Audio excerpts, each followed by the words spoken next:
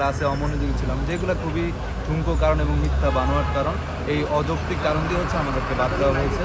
তো আমরা গত সপ্তাহে আমাদের দাবি নিয়ে এখানে দাঁড়িয়েছিলাম, শান্তিপূর্ণ কর্মসূচি পালন করেছি। তো আমাদের স্বরাষ্ট্র সিনিয়র সচিব স্যার বলেছিলেন যে 12 তারিখের মধ্যে আমাদের তিনি একটা শুরু হওয়া যে কোনো একটা সমাধান দিবেন, উনি আমাদের আশাহত করে। তো তার কথায় আমরা আশা নিয়েই এখান থেকে কর্মসূচি স্থগিত করে এখান থেকে চলে গিয়েছিলাম। তো আসলে আমরা কোনো আশার বাণী বা কোনো কিছুই এখনও পাইনি। তো এই জন্য আমরা পুনরায় আবার আজকে থেকে আমাদের সেই অবস্থান কর্মসূচি করতেছি। আমরা আমাদের দাবি আদায় না হওয়া পর্যন্ত আমরা এখানে অবস্থান কর্মসূচি পালন করব।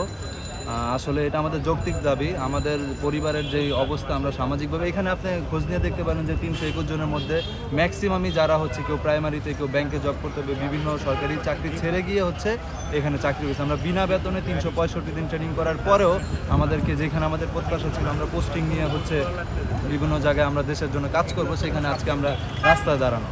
তো এটা আমাদের যৌক্তিক দাবি। আমরা চাই সরকার আমাদের এই দাবিটা মেনে নেক, এটাই আমাদের আশা। কারণ এই বৈষম্যহীন বাংলাদেশে আমরাই হয়তো বা প্রথম বৈষম্যের শিকার হয়েছে। না, আমাদের রাজনৈতিক কোনো কারণ এখানে দেখানো হয়নি। আমরা আমাদের 4টা ধাপে আমাদের এখান থেকে বাদ দেওয়া হয়। 4টা ধাপের বিভিন্ন শৃঙ্খলা ভঙ্গের কারণ, যেটা আমি কিছুক্ষণ আগে বলছি যে প্রথম ধাপ ছিল যে আমরা নাস্তা করিনি, তারপর আমরা ক্লাসে অমনোযোগী ছিলাম, তারপর ঠিকমতো হেঁটে যায়নি। এইসব ঠুনকো বানোয়ার কারণে আমাদের এখান থেকে বাদ দেওয়া হয়েছে। এখানে না এই ঠুনকো কারণের জন্য সেখানে একাডেমিতে আরও বিভিন্ন এরকম শৃঙ্খলা ভঙ্গের জন্য অনেক ধরনের শাস্তি রয়েছে, যেমন সেটাকে ডিটেনশন বলে বা এক্সট্রা ডিল বলে, যে এক্সট্রাভাবে সে ওইখানে প্যারেড করবে বা এক্সট্রাভাবে দৌড় দিবে, বিভিন্ন ধরনের ক্লাসে বা ওইখানে বিভিন্ন ধরনের শাস্তি রয়েছে, যেগুলো কিন্তু এই ইতিহাসে এরকম কখনো এরকম হয়নি যে ঠুনকো কারণে এতজন লোককে একসাথে বাদ দেওয়া হয়েছে চাকরি থেকে।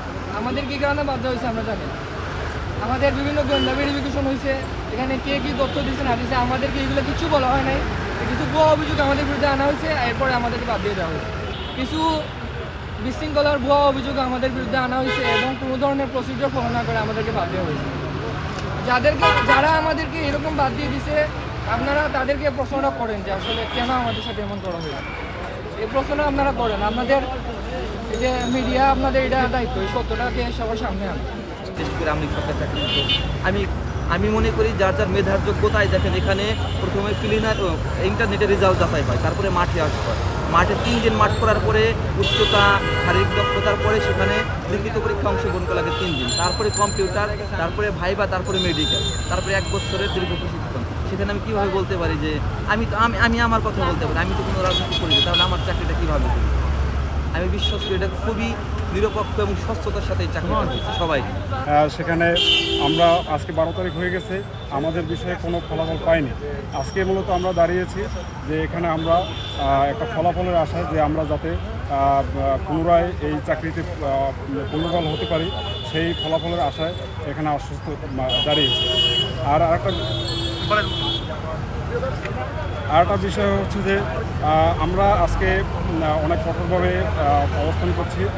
যদি আমাদেরকে পুনর্বহাল করা না হয়, সেই ফলাফল যদি আমরা না পাই, সেক্ষেত্রে আমরা এখানে অবস্থান করব এবং যদি আমাদের উপরে অনেক হামলা আসে বা আসে, সেক্ষেত্রে আমরা সেটাও মেনে নেব। কিন্তু আমরা চাকরিতে পুনর্বহাল হতে চাই। দেখুন, আপনারা যেটা জানতে চাচ্ছেন, আমরাও ঠিক একই বিষয়টা জানতে চাচ্ছি যে আমাদেরকে কি কারণে বাদ দেওয়া হয়েছে, এই বিষয়টা স্পষ্ট কর্তৃপক্ষ স্পষ্ট করুন। আসলে আমরাই বলতে পারবো না, যেহেতু যদি রাজনৈতিক পরিচয়ে আমাদেরকে বাদ দেওয়া হইতো, সেই বিষয়টা আসলে সামনে আসতো, কিন্তু নাস্তার অভিযোগটা তো সেক্ষেত্রে সামনে আসতো। আপনারা যেটি জানতে চেয়েছেন, আর আমরাও সেটি জানার জন্য এখানে দাঁড়িয়েছি। আমি মনে প্রাণে বিশ্বাস করি এখানে রাজনৈতিক কোনো ইস্যু নেই, কারণ আমি নিজে কোনো রাজনৈতিক ইস্যুর সাথে জড়িত ছিলাম না। আমার আশেপাশে যারা আছে ওরা কেউ রাজনৈতিক ইস্যুর সাথে জড়িত ছিল না। তো কাউকে ক্লাসে বিশৃঙ্খলার জন্য, কেউ নাস্তা খায়নি, এরকম সিলি কারণগুলো দেখে আমাদেরকে অব্যাহতি দেওয়া হচ্ছে। না, এখানে তো রাজনীতির কোনো প্রশ্ন আসে না। আমরা তো রাজনৈতিক দলের সাথে কেউ জড়িত না। আর আমাদের যে সবুজ পেপার দেখানো হয়েছে, ওখানে ছিল যে বিশৃঙ্খলার জন্য আমাদেরকে বের করা হয়েছে। আমার দাবি সারদায় যারা অবস্থান করতেছে তাদের সাথে 321 জনকে মিলিয়ে পাসিং প্যারেড করে আমাদেরকে বিভিন্ন জায়গায় পদায়ন করে দেশের সেবা করার সুযোগ দেওয়া হবে। আমি 365 দিন ট্রেনিং করেছি। এর মধ্যে অনেকেই আছে যারা 14 মাস ট্রেনিং করেছে। আমার একদিনও বাকি ছিল না। আমি 4 নভেম্বর আমাকে বের করা হয়েছে। আমার 365 দিন কমপ্লিট হয়েছে। যেদিন আমাকে পাসিং প্যারেড করে বের করে দেওয়া হবে, সেদিনই আমাকে অব্যাহতি দেওয়া হয়েছে। আমরা বেরোর পরে আবার চিঠি দিচ্ছি, স্বরাষ্ট্র মন্ত্রণালয় চিঠি দিচ্ছি, তারপর আইজিপি স্যারের কাছে চিঠি উত্তর আসছে, কোনো রেসপন্স নাই। আমরা আমাদের যারা বাদে সবাই চিঠি দিচ্ছে।